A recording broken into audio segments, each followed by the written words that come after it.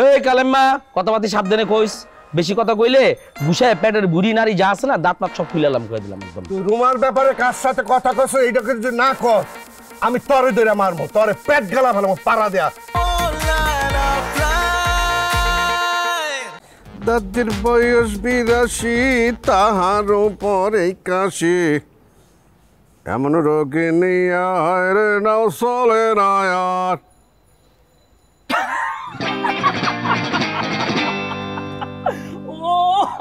ভাই মেয়ে কি হয়েছে ব্যাট কেন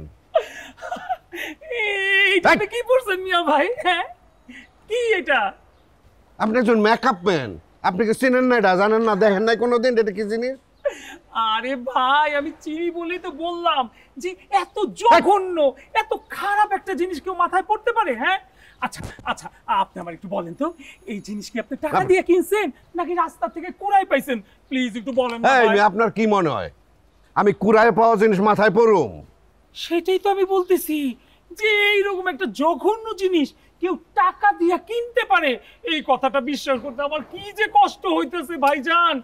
আচ্ছা থাক, আপনার কোনো চিন্তা করতে হবে না, আপনি নিশ্চিন্তে থাকেন, আমি আপনাকে এত সুন্দর একটা উইক বানিয়ে দিব, আপনাকে দেখলে সবাই বলবে যে একটা নতুন হিরো এসেছে, তামিল হিরো। ভাই এখন আমার জিনিসগুলো একটু দিয়ে দেন। কত নিছে?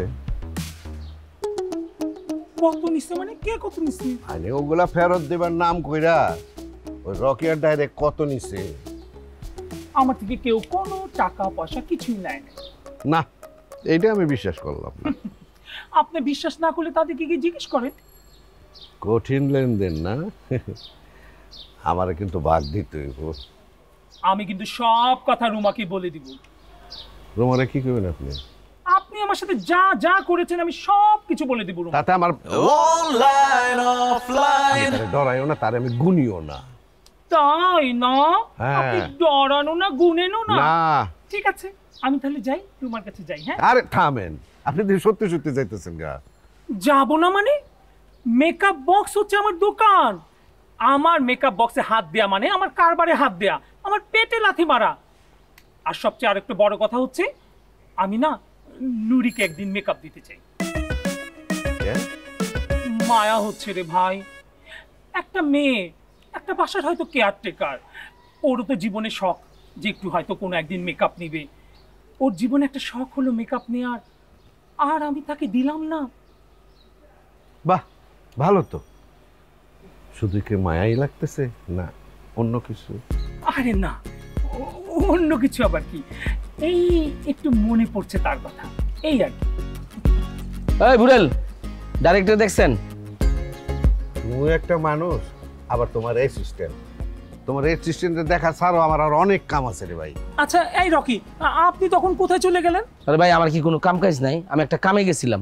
আচ্ছা যাক, আমার অ্যাসিস্ট্যান্টের খবর আপনার কাছে নাই। আচ্ছা রুম আপার কোনো খোঁজ খবর আছে? উনি কি বাসায় আছে কইতে পারেন? আছে, বাসায় আছে। জি ভাই আছে। হ্যাঁ আচ্ছা ভাই। এই তুমি কারে কইলা? এটা তো আপনারা কখন যাবো না ভাই? তুমি খুব ভালো কইরা জানো আমি কে, আমি রুমার কি লাগি।